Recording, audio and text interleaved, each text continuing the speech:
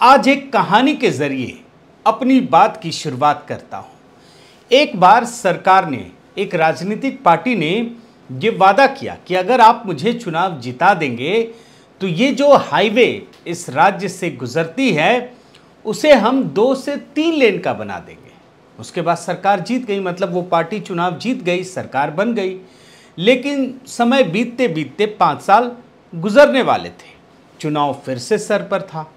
अब सरकार को याद आया, उस राजनीतिक दल को याद आया कि हमने तो जो हाईवे है वो तो 2 ही लेन का रह गया, वो तो 3 लेन का बन नहीं पाया। तो उसे फिर एक तरकीब सूझी। उसने क्या किया, कुछ समय पहले, चुनाव से कुछ समय पहले अपने अधिकारियों को आदेश दिया कि ये जो हाईवे है जिसमें 2 लेन की पट्टी खींची हुई है, इसे मिटाकर इसे 3 लेन वाली पट्टी बना दो। और रातों रात अधिकारियों ने काम किया और कागज पर वो हाईवे 3 लेन का बन गया। सारे लोग खुश, अखबारों में छप गया, सब जगह छप गया कि ये हाईवे जो है वो 3 लेन का बना दिया गया है। लेकिन आप देखिए हुआ क्या, लोग भले खुश हो रहे थे कागज में देख करके, लेकिन चूंकि वो जो चौड़ाई थी लेन की वो तो कम हो गई, गाड़ियों की चौड़ाई तो वैसी ही थी। फिर जब उस हाईवे पर लोग गाड़ी चलाने लगे तो उनका अंदाज़ा ठीक से बैठ नहीं रहा था, तो उस हाईवे पर हादसे बढ़ने लगे। हादसे एक तरीके से काफ़ी बढ़ गए।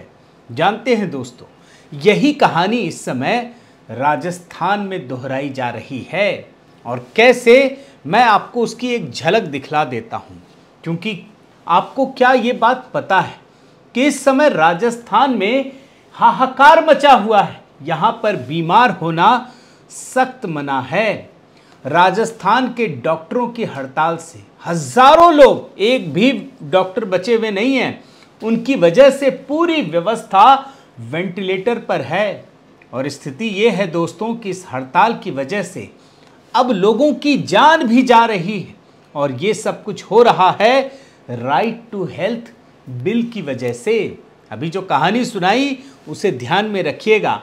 और 2 हफ्ते से, करीब 2 हफ्ते से यहाँ के सभी निजी डॉक्टर, पूरा का पूरा सिस्टम हड़ताल पर है। अगर आपका ध्यान इस तरफ नहीं जा रहा है तो आप बड़े ध्यान से देख लीजिए, क्योंकि चुनावी समर में ये तूफान अब पूरे भारत को अपनी गिरफ्त में लेने वाला है। आपको कुछ मैं तस्वीरें भी दिखा देता हूं, और ये सोशल मीडिया से जो तस्वीरें छन छन कर आ रही हैं वो मैं आपको दिखा रहा हूं। कभी आपने देखा नहीं होगा कि राज्य भर के डॉक्टर उस राज्य की राजधानी में डट गए हैं, काम काज छोड़कर आंदोलन कर रहे हैं। अभी ये जो तस्वीर है ना, अगर किसी भाजपा शासित राज्य में होती तो जानते हैं एकदम मेन स्ट्रीम मीडिया पीछे पड़ गया होता, नेशनल मीडिया में आग लग जाती। मोदी विरोधी यूट्यूब जितने चैनल्स हैं ना, वो सिर्फ यही दिखाते। लेकिन यकीन मानिए दोस्तों, इस खेल में, जो राजनीति का खेल है, पूरा देश पिसने वाला है। क्योंकि इंडियन मेडिकल एसोसिएशन ने एक दिन का ब्लैक डे मनाया तो पूरा देश हिल गया। एक छोटा सा बयान उनकी सपोर्ट में, टू शो द सॉलिडेरिटी, पूरा हिंदुस्तान, सारी हमारी 1750 ब्रांचेज और 4 लाख मेंबर उनकी सपोर्ट में कल ब्लैक डे मना रहे हैं। लेकिन जानते हैं, राजस्थान की कांग्रेस सरकार की आंख नहीं खुली।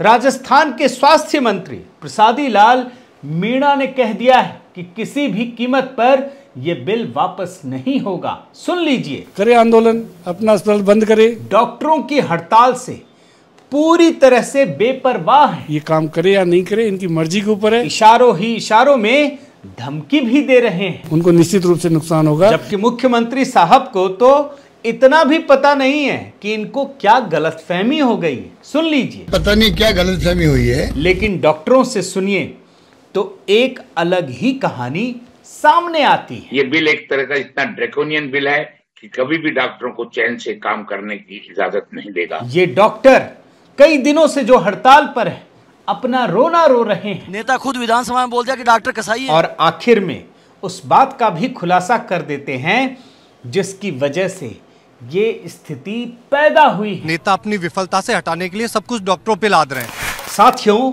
नमस्कार, मैं हरिश्चंद्र बर्णवाल। राजनीति कितनी घिनौनी चीज होती है। अगर इसका उदाहरण देखना हो तो राजस्थान चले आइए, यहां पर आपको पता चलेगा कि किस प्रकार से डॉक्टरों को आम जनता से लड़ाने की साजिश रची जा रही है। चुनाव जीतने के लिए एक सरकार कैसे अपनी पूरी जिम्मेदारी डॉक्टरों के ऊपर डाल देती है। जो कहानी आपको दिखाने जा रहा हूं दोस्तों, ये मत समझिएगा कि हम किसी के साथ खड़े हैं, बल्कि हर किसी के अपने अपने तर्क हो सकते हैं, हर कोई सही हो सकता है, लेकिन जो असल मुद्दा है वो समझाने की और समझने की आज कोशिश करूंगा। और ये भी बताऊंगा कि लेफ्ट लिबरल पार्टियों की सरकारों के काम करने के तरीके से जनता को किस प्रकार की मुश्किलों का सामना करना पड़ता है। सबसे पहले मैं वो आपको खबर दिखाता हूं जो राजस्थान से जुड़ी हुई है। कांग्रेस की गहलोत सरकार ने एक विधेयक विधानसभा में पारित किया है और उसने पूरी की पूरी राजस्थान की जनता को हिलाकर रख दिया है।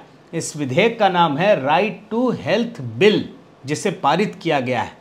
और इस विधेयक के तहत जो कानून बना है उसमें राज्य की करीब 6 करोड़ आबादी को यह अधिकार दे दिया गया है कि वो किसी भी प्राइवेट अस्पताल, क्लिनिक या हेल्थ सेंटर में जाकर के इमरजेंसी में मुफ्त में इलाज करवा सकता है।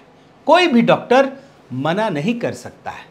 अब सुनकर तो आपको दोस्तों बड़ा अच्छा लगेगा कि मतलब राइट टू हेल्थ बिल मतलब एक आदर्श स्थिति है। अगर ये किसी देश में, किसी राज्य में हो जाए तो इससे अच्छी स्थिति हो ही नहीं सकती।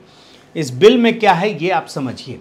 अगर कोई व्यक्ति इमरजेंसी में किसी भी अस्पताल, क्लिनिक या हेल्थ सेंटर में पहुंचता है तो वहां का डॉक्टर उसे मना नहीं कर पाएगा, पैसे नहीं मांग सकता। वो बोलेगा मेरे पास पैसे नहीं है तो आपको इलाज करना ही पड़ेगा। बड़ा अच्छा है। इसके अलावा अगर उसके पास वो सुविधा नहीं है तो वो उस मरीज को तुरंत दूसरे अस्पताल में भेजेगा जहां पर इसकी इलाज की व्यवस्था है, और इस एम्बुलेंस का खर्चा भी वही निजी अस्पताल, निजी डॉक्टर ही उठाएगा। सुनकर तो बड़ा अच्छा लगता है ना, लेकिन कई सवाल हैं जो डॉक्टर उठा रहे हैं कि इमरजेंसी का मतलब क्या है। हो सकता है आपके हाथ में दर्द दे रहा हो, आपके लिए तो इमरजेंसी होगी, लेकिन डॉक्टर कैसे तय करे? और फिर ये बात कौन तय करेगा कि इमरजेंसी का मतलब क्या है? हो सकता है डॉक्टर ना हो, डॉक्टर 24 घंटे तो देखेगा नहीं, तो वो सो रहा है तो वो तो बोलेगा जी मेरी इमरजेंसी, आपको देखना ही पड़ेगा। आप नहीं देख सकते तो मेरे लिए एम्बुलेंस की व्यवस्था कीजिए। अब इतनी बड़ी आबादी में आप समझने की कोशिश कीजिए। अच्छा, बिल की बात आइए। फ्री में देखना है, सरकार चुकाएगी, तो भैया उसका पैसा कौन चुकाएगा, कैसे चुकाएगा? बजट में तो इसका प्रावधान ही नहीं है, और अस्पताल इतने सारे खर्च कहां से उठाएगा? मतलब आप समझिए, जो सुनकर अच्छा लगता है और पल भर के लिए मान भी लीजिए कि डॉक्टरों ने इस बात को मान लिया, तो वो पैसे कहां से लाएगा? वो तो बाकी मरीजों से वसूलेगा ना। यानी आप लोगों का भला कर रहे हैं या बुरा कर रहे हैं, ये समझने की बहुत ज़रूरत है। और इस कानून के मुताबिक जो बातें मैं आपको बता रहा हूं दोस्तों, इसमें बहुत ही अभी क्लैरिटी का अभाव है जो डॉक्टर बता रहे हैं। अभी ये विधेयक पारित हुआ है, अगर गैजेट में आ जाएगा, नोटिफिकेशन हो जाएगा, तब ये कानून का रूप ले लेगा। इसीलिए इस विधेयक के पारित होते ही राजस्थान के प्राइवेट अस्पतालों के डॉक्टर हड़ताल पर चले गए। ये जो डॉक्टर है ना, ये कामकाज नहीं कर रहे हैं और 2 हफ्ते का वक्त गुजर चुका है करीब करीब। ये इस समय सड़कों पर रैली निकाल रहे हैं। मैंने आपको विजुअल भी दिखा दिए। और इन प्राइवेट डॉक्टर्स के समर्थन में अब आप आगे बढ़िए। अभी तक तो बड़े हल्के में ले रहे थे सब लोग, सरकार भी हल्के में ले रही थी, वाहवाही कर रही थी अपना, लेकिन अब सरकारी अस्पताल की डॉक्टर भी सड़क पर उतर आए हैं। इससे पूरे राजस्थान में जो स्वास्थ्य सेवा है ठप हो गई है। लेकिन आपने क्या किसी भी मेन स्ट्रीम मीडिया में इस खबर को देखी? आप सोचिए, जिस प्रदेश का हजारों डॉक्टर सड़क पर है, अपनी बात रख रहा है, उसकी कोई कवरेज मेन स्ट्रीम मीडिया में इस तरीके से दिखाई ही नहीं दे रही है।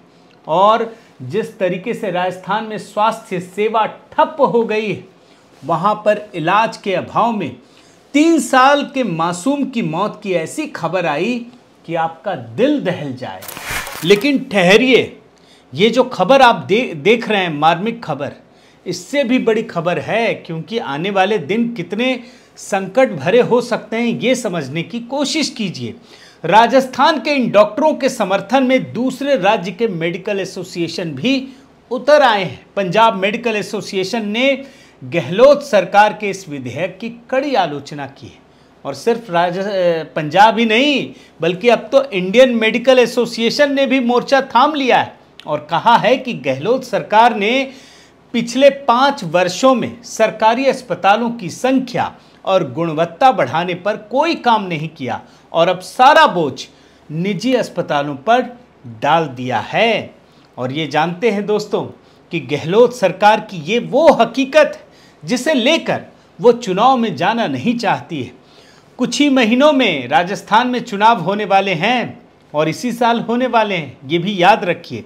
इसीलिए कांग्रेस की सरकार ने जनता की तरफ स्वास्थ्य के अधिकार का लॉलीपॉप फेंका, ताकि जो मुफ्त की भाषा है ना आजकल तो चली रही है, उसके चमत्कार से सत्ता बनी रहे। 5 साल तक ये सरकार चलती रही, बहुत महत्वपूर्ण सवाल है दोस्तों। लेकिन गहलोत सरकार ने ना तो अस्पतालों की संख्या बढ़ाई, ना ही कुशल डॉक्टरों को अस्पतालों में भर्ती किया, जिससे राज्य की करीब 6 करोड़ जनता को बहुत दिक्कतों का सामना करना पड़ रहा था। अब आगे बढ़िए, गहलोत सरकार ने इसी साल चिरंजीवी स्वास्थ्य बीमा की जो सीमा है ना, उसको 10 लाख कर दिया था। एक बीमा योजना वहां चलती है, लेकिन राज्य में सरकार के पास अस्पतालों की, डॉक्टरों की इतनी कमी है कि इन प्राइवेट अस्पतालों पर बीमा योजना को लागू करने के लिए निर्भर होना पड़ा। अब मैं आपको कुछ आंकड़े दिखाता हूं राजस्थान के, क्योंकि ये स्वास्थ्य सेवा से जुड़ी हुई बहुत बड़ी खबर है। इसको आप सिर्फ मेडिकल से जुड़ी हुई खबर मान लेंगे तो सही नहीं है, ये बिल्कुल पॉलिटिकल खबर है, लेकिन तथ्यों के आईने में देखना बहुत ज़रूरी है।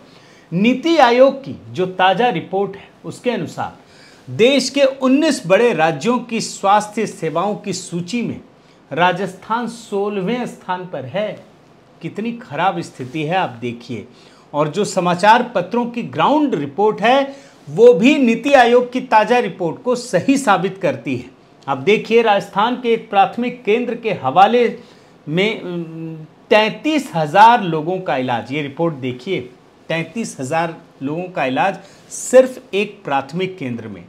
जोधपुर में अभी मोदी सरकार ने एम्स बनाया, वहां इतनी भीड़ है कि वहां की व्यवस्था पूरी तरह से चरमरा गई है। और इसी जोधपुर के सरकारी अस्पताल में 300 डॉक्टरों की कमी है। इसी तरीके से भरतपुर अस्पताल में 125 डॉक्टरों की कमी है। आप देखते चले जाइए, प्रदेश के सबसे बड़े जो सरकारी अस्पताल है वहाँ डॉक्टर्स और स्टाफ की इतनी कमी है, इतनी भारी कमी है कि अस्पतालों के लिए खरीदे गए उपकरण और सामान बिना किसी उपयोग के गोदाम में सड़ गए। आप खबर देखते चले जाइए। मैं जो हालात आपको दिखा रहा हूँ वो राजस्थान के हालात हैं, और यहाँ के गांव में स्वास्थ्य सेवाओं की हालत और भी खराब है। एक 6,000 की बात कह रहा हूँ, एक 6,000 की आबादी वाले गांव के लिए मात्र एक हेल्थ सब सेंटर ही हैं। ऐसे में जो केजरीवाल वाली व्यवस्था है ना, जो पूरा का पूरा लेफ्ट लिबरल गैंग काम करता है, जो मोह माया, लालच और मतलब कागजों में सारी चीज़ों को उलझा कर रख देने की जो गणित है, वही काम किया गया है। मुख्यमंत्री गहलोत ने भी वही काम कागजों के आश्रे चमत्कार करने की कोशिश की है।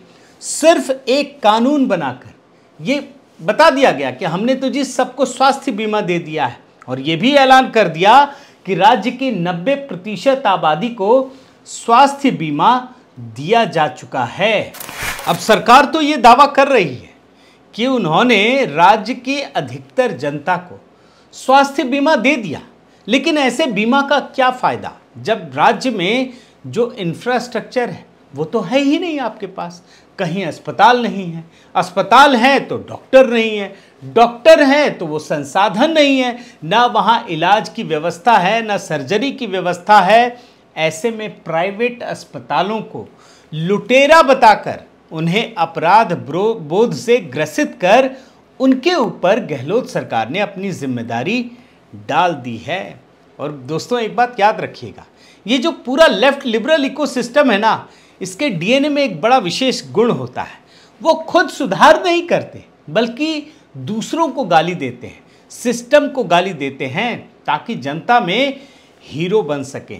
और यही काम कोरोना के नाजुक दौर को याद कीजिए। उस समय क्या हुआ था, अरविंद केजरीवाल ने अस्पतालों को धमकाना शुरू कर दिया, उन्हें डॉक्टरों को धमकाना शुरू कर दिया। और आपको याद दिलाता हूं दोस्तों कि अस्पतालों के डॉक्टरों पर एफआईआर कराने की न केवल चेतावनी दी थी, बल्कि सर गंगाराम के खिलाफ, अस्पताल के खिलाफ एफआईआर भी करा दिया था।